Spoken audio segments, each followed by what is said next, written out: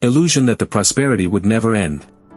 But as the market recovers, and as a public company, the firm is forced to focus on short-term quarterly performance, which means they need consistent earnings. Either the crash shocked us, or because we became a public company, we became very, very focused on quarterly earnings.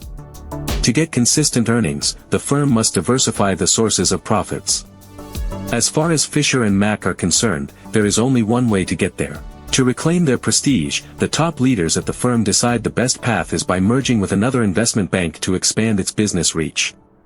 In 1993, they find just the target company. By the early 1990s, S.G. Warburg is one of the most prominent British investment banks. Founded by Jewish banker Sigmund George Warburg in 1946, the firm revolutionized finance by creating the euro bond market in the early 60s. In 1994, S.G. Warburg was considered England's leading securities company and represented 50 of the top 100 firms in England. One of the bank's principal attractions for Morgan Stanley was Mercury Asset Management, in which Warburg held a 75% stake. Mercury had a thriving international investment management business, and Morgan Stanley wanted to build strength in that area. The marriage between the two companies will create the world's biggest investment bank, combining the prestigious names of Morgan and Warburg. The merger looks too perfect. S.G. Warburg, its investment banking business up for sale and its staff jumping ship in increasing numbers, gave bleak new evidence today of its weakened condition, saying that profits for the year ended March 31st would be well below market expectations. Hidden beneath Warburg's reputable facade are scars of financial struggle and internal discord. And Morgan Stanley wants no trouble with them. As the potential merger goes south, Warburg has no choice but to sell itself to Swiss Bank Corporation cheaply. But Fisher and Mack remain undeterred. Their vision of transforming Morgan Stanley into the leading investment bank still holds. And before long, a new contender enters their radar, Dean Witter. In 1997, Dean Witter is one of the largest securities firms in America. In just 12 years since 1985, Dean Witter has seen billions in explosive revenue growth, largely thanks to the success of the Discover card. Dean Witter's massive success makes the firm virtually unchallenged in retail finance. And it is all because of one man, Philip Purcell. Born in Salt Lake City, Philip J. Purcell grew during a time of optimism in the 1950s. Purcell always dreamed of becoming a successful entrepreneur. Even as a youngster, he had this hustler spirit, selling magazines and ironing shirts at a local dry cleaner. From the very beginning, Purcell had an understanding of business at a very practical level. After graduating from the London School of Economics, Purcell lands a role at McKinsey, one of the globe's top management consulting firms. But to Purcell, being a consultant is not enough. He wants to be the man in charge. McKinsey is merely his launching pad towards greater things. Before long, and by sheer chance, he's about to be given exactly what he seeks. In 1976, the struggling retail giant Sears hires Purcell to design a strategy to enhance and improve the company's performance. Thanks to his ideas, Sears makes improvements, and Purcell is hired as vice president for planning. He quickly rises through the ranks, and by 1986, he assumes the role of CEO at Dean Witter, a Sears subsidiary. Purcell is no longer just a consultant who sells advice for a living. With newfound executive power, he oversees a financial company with billions in assets and tens of thousands of employees. He knows, to take the company to the next level, he needs to find a big idea, something disruptive. And before long, he sets his sights on the credit card industry. At that time, the market was dominated by American Express, Visa, and MasterCard, all of whom charged a very substantial annual fee. Purcell thinks he can do better. Instead of making revenues from interests and the annual fees, he envisions a game-changing credit card that not only eliminates annual fees, but also offers cash back to customers. The real money will come from the transaction fees, and from merchants. That gives them some diversity in their business model. It also gives them a really stable source of revenue, at least from the processing side, very different from the credit side of the equation. This is the dawn of Discover. The Discover card. The simplicity of the idea is brilliant, and the credit card industry is never the same. So, in 1986, Purcell became chairman of Dean Witter, and introduced Discover. In 1992, Dean Witter and Discover brought in $3.7 billion in revenues, with net income of $400 million. Discover's success turns Dean Witter into one of the world's most profitable and fastest-growing financial service companies. For Mack at Morgan Stanley, Dean Witter may just be the type of company they have been looking for. Morgan Stanley watched in awe, as Purcell capitalized on this untapped potential. He generated huge profits for both Sears and Dean Witter, and the millions of Americans celebrating their new benefits.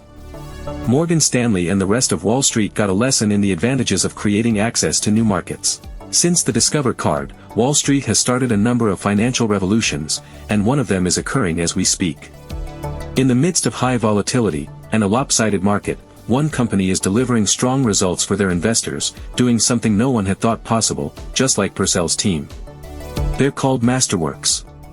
I've invested with them for years now, and they've got a track record with a positive return of over 100%, with an exit just days ago for a 17.6% return. Masterworks is breaking open a $1.7 trillion market, and like Discover, people are taking notice. Morgan Stanley themselves have studied art as an asset extensively, celebrating how it often experienced a lower price volatility, thanks to its low correlation to other asset classes. Masterworks has over $750 million in assets under management, and thousands of my subscribers have invested with them alongside me. I've seen paintings sell out in minutes. But if you use the link in the description, you can skip the waitlist and receive a complimentary art investing guide right away. As Fisher approaches the retirement age in the early 90s, John Mack takes the center stage. The proposed merger with Dean Witter holds the promise of creating the world's largest investment bank, allowing Mack to potentially become the most powerful man in the industry. It is a status Mack has long yearned for since his childhood. Born in 1944 to Lebanese immigrants in North Carolina, he always dreamt of achieving great success in the business world. When he was young, he would wake up at my father, who was an entrepreneur, and he started a wholesale grocery business. My mother was a very strong force. She would only want me to be a doctor, and I really didn't want to be a doctor. My father was laid back, and my mother was really aggressive. It was a great combination. After making significant strides in Morgan Stanley, Mack quickly earned a reputation as Mack the Knife, known for his ruthless ambition and appetite for risk. Mack knows that merging with Dean Witter will bring challenges to his position as the top dog at Morgan Stanley. But the idea of creating the world's largest investment bank proves irresistible to both firms. The Morgan Stanley Group, one of Wall Street's elite investment firms, and Dean Witter, Discover, and Company, which sells stocks and bonds to small investors, agreed to merge yesterday into the world's biggest securities company, in a transaction valued at $10.2 billion. But in a shocking twist of fate, the board appoints Purcell as the CEO, leaving Mack as second in command. Purcell excelled as the leader of Dean Witter. But he has never run an investment bank before. Investment banking suits very well with people who are, it's not good for autistic people. If you're autistic, be a trader, okay, but investment bankers are it's a whole different industry, so, yeah, if you go to the symphony and look around, you'll see lots of investment bankers there. According to the employees, Purcell was a respected low-profile chief executive, and an enigmatic former management consultant, but Mack was an extremely tough, talented, brutal manager. Mack was decisive, ardent, and reacted fast. Purcell was cautious, but Mack was experienced at taking risk. Purcell knows, while there is peace for the moment, he needs to deal with John Mack soon, before Mack deals with him. Purcell strategically places his loyal allies in key positions within the firm, while maintaining an appearance of cooperation. But Mack rebels against Purcell's directives, and despises the rules imposed upon him. You have to understand that there are people who control your business, your industries. They have more power than others, they have egos, they're insecure. If you don't know how to appeal to them, if you don't know how to appeal to their self-interest, they're not going to finance you, they're not going to help you. You have to understand the political game. By the year 2000, as Phil Purcell consolidates his power, John Mack finds himself backed into a corner, isolated from influence. Until Mack has no choice but to resign. In a move viewed by Wall Street as the ultimate signal of continued hostilities, within the largest securities firm in the nation, John J. Mack resigned yesterday as president of Morgan Stanley, Dean Witter and Company, after 28 years there. After forcing Mack out, and having key positions at the firm filled with his loyalists, Purcell is now the unchallenged leader of the Wall Street's biggest investment bank. Despite his power at the firm, Purcell has no idea how to run Morgan Stanley. There was a clash there, and I would say it can be portrayed as a culture clash if you like, but I would say we had a serious strategic difference. People within the company wanted us to lever up more, and take more risk. At the time, I didn't agree with any of that.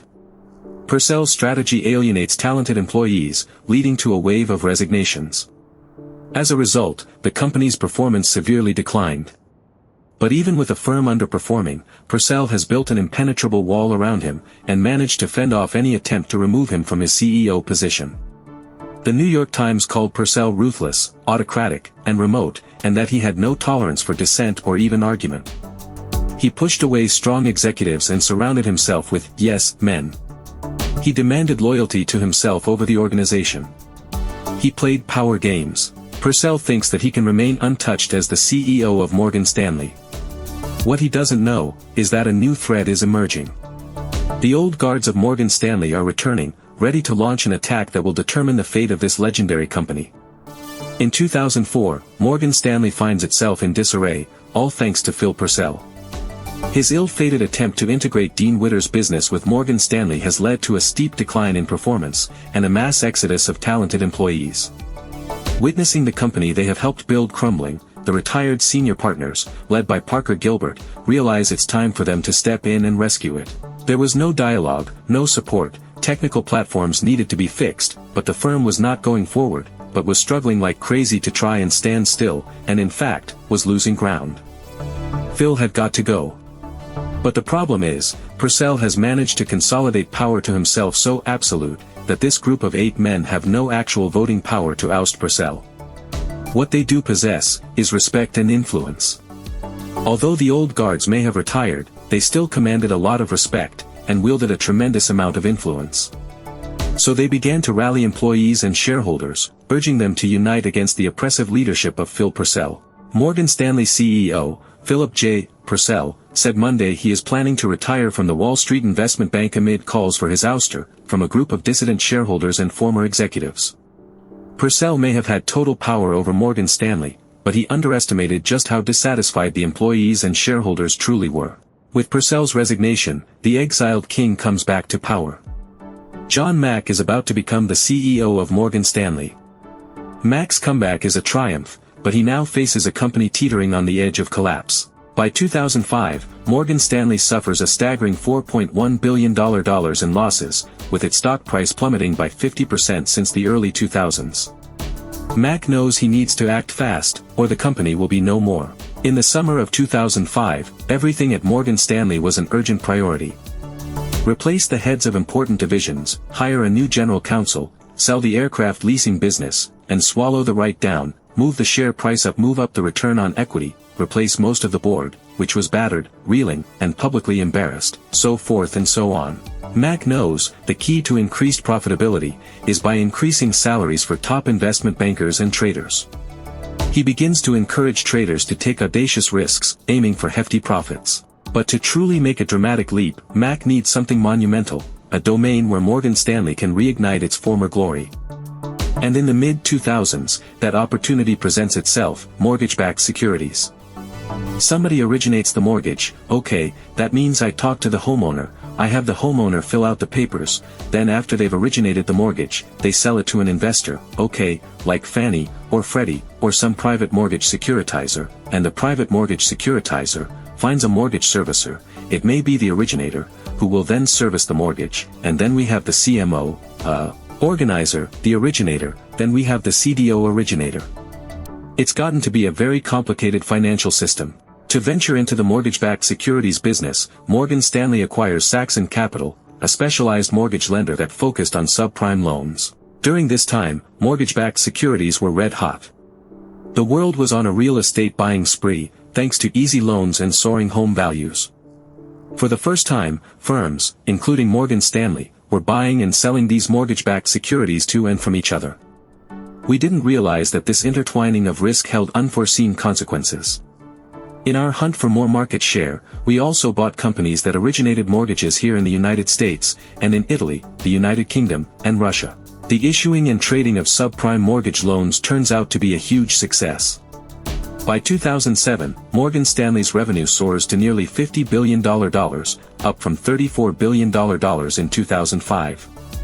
John Mack's bet on MBS propels Morgan Stanley back to the top of Wall Street, alongside Lehman Brothers, Bear Stearns, Goldman Sachs, and Merrill Lynch, as the most profitable investment banks. But what none of them realize, is that the music is about to stop, and Morgan Stanley is going to fall right back to rock bottom. Just when Morgan Stanley's resurgence seems unstoppable, an unexpected loss hits the firm. In a sign Wall Street's troubles are far from over, Morgan Stanley announced a $3.6 billion fourth quarter loss, driven largely by a $9.4 billion write-down of mortgage-related investments.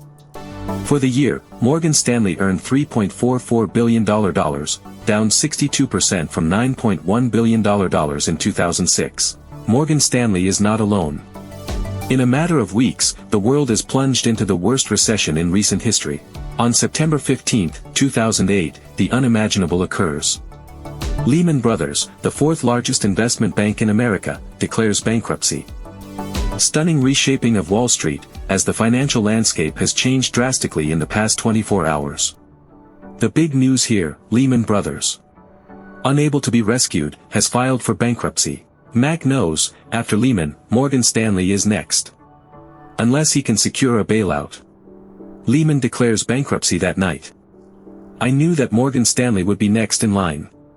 On Monday, our stock started down. I think we went into the week in the low $30s, and probably ended up in the mid $20s after the first day.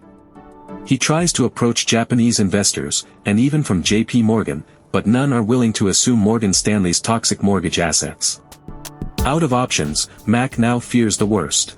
But salvation for Morgan Stanley comes from an unlikely source, the government. I am now supporting today's financial package. I'm voting aye today, and it may be politically damaging. I've been listening to small business people all week long, and they've said, Congress has to act, we're out of options. It turns out, in order to save firms like Goldman Sachs and Morgan Stanley, Purcell had to transform them from investment banks into bank holding companies, and this very change allowed them to qualify for government bailout. The idea was that we would present the program to them, and ask them within a few hours to sign agreements, where they would willingly take the capital, recognizing that they're doing this for the good of the country. It turns out that Morgan Stanley may have been deemed too big to fail. With government assistance, Morgan Stanley's worst nightmare is over. The firm embarks on an incredible recovery, paying back all of the TARP money within just 2 years. But when you make a deal with the Fed, there is no free lunch. The public is outraged over the blatant government bailout, and demands Wall Street banks to pay up. In the years to come, Morgan Stanley, along with his Wall Street counterparts, will grapple with increased regulation, and face fines amounting to billions. With John Mack gone, James Gorman emerges as the new CEO of Morgan Stanley. James Gorman comes from a family of 11 children in Australia. He is uniquely equipped to navigate a complex organization. Gorman is less aggressive and less edgy than Mack the Knife. Him becoming the CEO is actually a turning point of the firm to move away from the risk-taking business of trading, to more of a client-facing business of asset management. To rebuild Morgan Stanley, Gorman believes wealth management is the future. Gorman sees a growing number of high-net-worth individuals, and is betting that after the economic recovery, they will once again need to put their money back into the market. To realize his vision for Morgan Stanley, Gorman will have to find an asset management company to acquire. By 2009, he sets his sight on Smith Barney, one of America's oldest wealth management firms. This acquisition would provide Morgan Stanley with the necessary resources to establish itself as an asset management powerhouse. But before Morgan Stanley fully acquires Smith Barney, the firm faces yet another major setback. Morgan Stanley plans to cut 1,600 employees starting this week. Two people familiar with the matter said on Wednesday, in the latest sign of a pullback on Wall Street as revenue from trading and deal-making remains in the doldrums. Before Gorman can pursue his vision to turn around Morgan Stanley, the firm struggles to maintain profitability. To make matters worse, in 2014, the firm's reputation suffers a blow, as an employee is charged with insider trading. The arrest further complicates Gorman's mission, but things are about to change. By 2017, the U.S. economy finally recovers. With the GDP climbing, unemployment dropping, and the S&P 500 soaring 40% in just 3 years, and more importantly, the rich continue to accumulate wealth, creating the perfect environment for the wealth management industry. Capitalizing on this growth, Morgan Stanley's money management business takes off, as Morgan Stanley experiences its most profitable year in 2017, netting billions of dollars. This timing is also critical. People, sometimes, you hear these stories about too early, too late, and if you feel the urge and you think something is missing in that marketplace, chances are somebody else out there is probably also thinking about it, so you really need to sort of take advantage of that. Seizing the opportunity, Morgan Stanley acquires more emerging investment companies.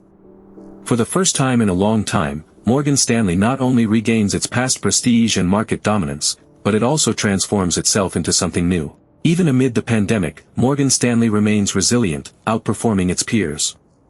Their secret to success lies in one simple strategy: follow the money. In 2023, the firm stands strong with $3 trillion in assets under management. Despite coming close to ruin multiple times, Morgan Stanley emerges stronger, more resilient, and wealthier. Yet, Morgan Stanley is but a small fraction of the enduring Morgan empire, and it pales in comparison to the colossal entity that is J.P. Morgan Chase, the biggest bank